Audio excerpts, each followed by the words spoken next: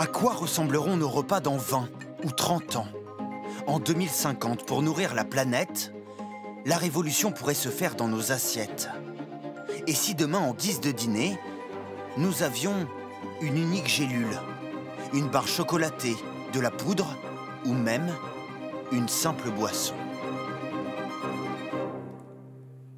Le futur est peut-être déjà dans nos rayons.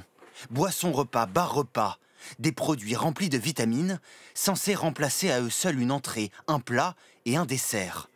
1 million seraient vendus en France tous les mois. Des substituts alimentaires qui ne séduisent pas tous les consommateurs. J'aime bien la bonne bouffe et que ce machin-là, en plus c'est à la vanille, c'est dégueulasse. Ouais, c'est très bon. C'est hyper sucré. Non, mais c'est bon.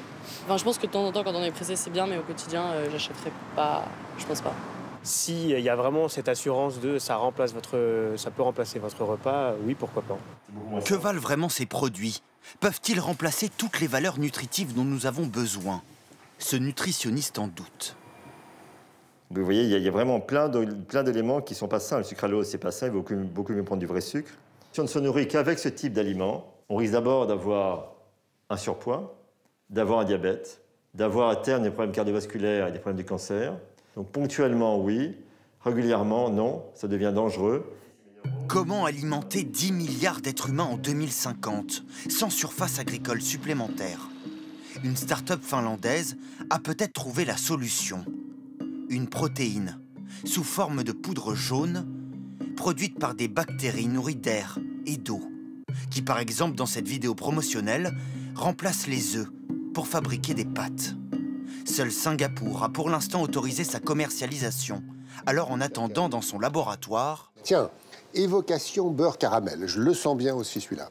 Un chimiste français prépare déjà la cuisine de demain, voire d'après-demain.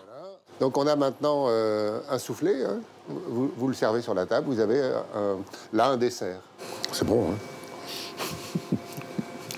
Un soufflé vert fluo, prêt en quelques minutes, sans farine ou lait, mais uniquement à base de poudre et de liquide. La cuisine de demain, moi je vois bien ma cuisine.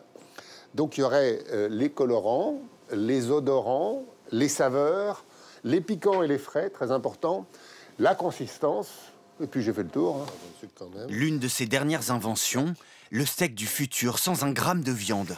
Sa fabrication, de l'eau, mélangée à de l'huile et de la poudre de blanc d'œuf. Vient ensuite la couleur, au choix. Ça va être très coloré, hein. Voilà, j'ai pas plus. Pour le goût, Hervé Tisse pioche dans sa gamme aromatique de synthèse. Cette fois-ci, son steak aura des odeurs d'oignons, de noisettes et de pain grillé. Voilà.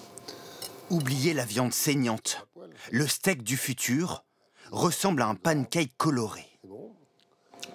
Ça a beaucoup de saveurs, c'est très long en bouche. On peut très bien nourrir beaucoup de monde avec ce genre de système. Aujourd'hui, la grande question, c'est la lutte contre le gaspillage. Déchets zéro. Tout ce que j'utilise, je le consomme. Et ça, c'est la clé pour passer 2050. La science-fiction ne semble plus très loin. Seule certitude pour cuisiner dans les années à venir, il faudra sûrement se livrer à quelques fantaisies. Nous sommes à compter de ce